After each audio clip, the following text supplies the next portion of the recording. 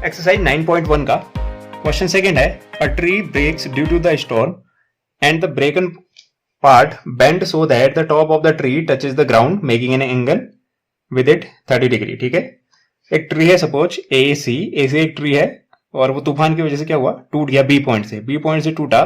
तो इसका ये जो ए वाला कोना है ये गिर के ग्राउंड को टच कर रहा है ए डैश पे और ग्राउंड के साथ कितने डिग्री का एंगल बना रहा है, 30 डिग्री का। The distance between the foot of the tree to the point where the top touches the ground is 8 metre. जो पेड़ टूटा है उसका जो टॉप है वो और उसका जो फुट है उसके बीच की जो डिस्टेंस है वो कितनी है, 8 मीटर है। साथ साथ कहा गया है find the height of the tree. तो आपको क्या करना है, पेड़ की हाइट पता करनी है। तो इस तरह का क्वेश्चन आपने क्लास 8th में भी देखा होगा एनसीईआरटी में, लेकिन उसमें ट्रिग्नोमेट्री यूज नहीं होती है। फिलहाल आपको अगर हाइट पूछूं मैं, ठीक है, तो आप क्या बताओगे हाइट क्या थी, ओरिजिनल हाइट थी ए सी क्लियरली।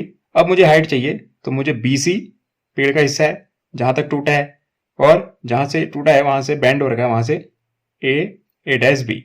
तो मुझे बी सी और ए डैश बी दोनों वैल्यू चाहिए, उनको मैं ऐड करूंगा तब जाके मेरी पूरी लेंथ आएगी, पूरी हाइट आएगी किसकी, ट्री की। तो क्लियरली मेरे पास मुझे क्या क्या चाहिए, मुझे चाहिए परपेंडिकुलर भी और हाइपोटेन्यूज भी।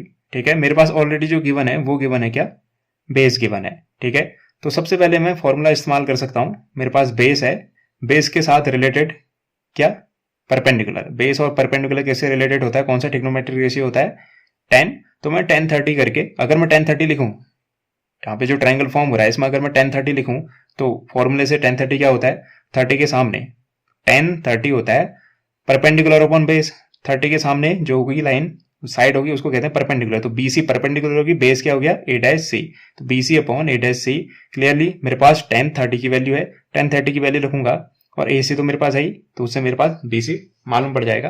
तो in triangle A dash B C, in triangle A dash B C क्या लिख सकता हूं मैं लिख सकता हूं B C perpendicular upon base किसके इक्वल होगा, 10, एंगल क्या है 30 डिग्री। क्लियरली बीसी मेरे पास नहीं है लेकिन मेरे पास ए डैश सी है। ए डैश सी कितना है मेरा, 8 मीटर। तो बीसी अपनी जगह पे, इसकी जगह लिख दिया मैंने 8 और 10 30 की वैल्यू कितनी होती है आप टेबल पे देख सकते हो, 10 30 होता है हमारा 1/√3। तो हम ये वैल्यू सब्स्टिट्यूट कर देंगे यहाँ पे 1/√3। ये 8 पहुंच जाएगा इधर, अपॉन में है वहां जाके मल्टीप्लाई हो जाएगा। तो मैं इसको लिख सकता हूं B C is equal to 8/√3। ठीक है, बीसी की वैल्यू कितनी आ गई, 8/√3। अब मुझे जो चाहिए, मुझे कौन सी वैल्यू चाहिए, मुझे चाहिए ए डैश बी। ए डैश बी अब मेरे को चाहिए हाइपोटेन्यूज। ए डैश बी क्या है, हाइपोटेन्यूज 90 डिग्री के सामने वाली साइड होती है हाइपोटेन्यूज। तो hypotenuse upon base, sorry base upon hypotenuse मेरे पास क्या होता है, कॉस का फॉर्मूला। परपेंडिकुलर अपॉन हाइपोटेन्यूज मेरे पास होता है साइन का फॉर्मूला। तो मैं चाहूं तो साइन का फॉर्मूला यूज कर सकता हूं, चाहे तो बेस का कॉस का फॉर्मूला यूज कर सकता हूं। मैं कॉस का फॉर्मूला चूज करूंगा, उसके पीछे वजह ये है क्योंकि ये फ्रैक्शन में नहीं है, सिंपली 8 है। लेकिन यहाँ पे अगर मैं परपेंडिकुलर अपॉन हाइपोटेन्यूज करूंगा ना, परपेंडिकुलर 8/√3 है, तो मुझे इससे डील करना पड़ेगा, तो कॉम्प्लिकेशन हो जाएगी। सिंपली हम कॉस को यूज कर सकते हैं। कॉस क्या होता है, बेस अपॉन हाइपोटेन्यूज। तो अगर मैं लिखूं बेस क्या है मेरा, ए डैश सी अपॉन हाइपोटेन्यूज क्या है मेरा, ए डैश बी। तो बेस अपॉन हाइपोटेन्यूज होता है मेरा कॉस, और कॉस एंगल क्या चल रहा है 30, तो कॉस 30। सेम जैसे मैंने वहां पे किया था, ए डैश सी की जगह मैं क्या लिख दूंगा 8 A dash B is equal to cos 30 की वैल्यू होती है मेरे पास √3/2। तो इसको सब्स्टिट्यूट कर देंगे √3/2। क्लियरली जब आप यहां से सॉल्व करोगे, एक काम करो ए डैश बी को उधर भेज दो और 2 इधर चले जाएगा, समझ में आ रहा है। ये जो 2 है अपॉन में, अपॉन का 2 उधर जाके क्या हो जाएगा 8 से मल्टीप्लाई, 8×2।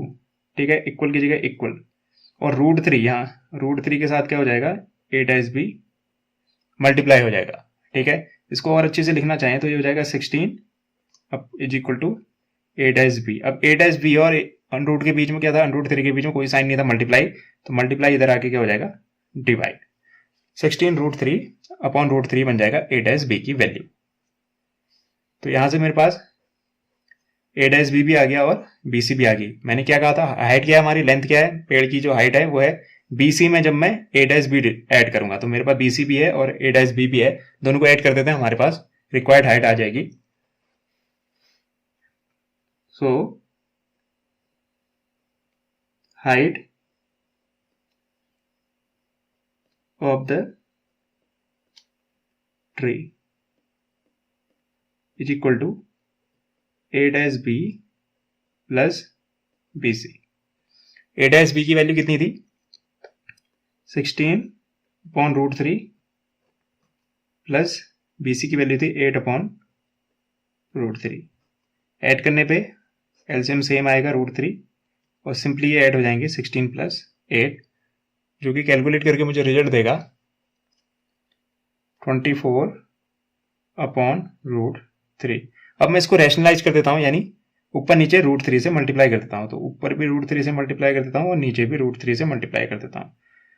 तो ऊपर बन जाएगा 24/√3 और नीचे क्या बन जाएगा, √3 3 में कन्वर्ट हो जाएगा, क्योंकि √3 का स्क्वायर बनेगा तो स्क्वायर और रूट एक दूसरे को कैंसिल आउट कर देते हैं, तो बन जाएगा 3। ठीक है, और हर नंबर के अंदर क्या छुपे होते हैं, उसके 2 रूट छुपे होते हैं, तो 2 मिले तो वो नंबर फॉर्म हो गया।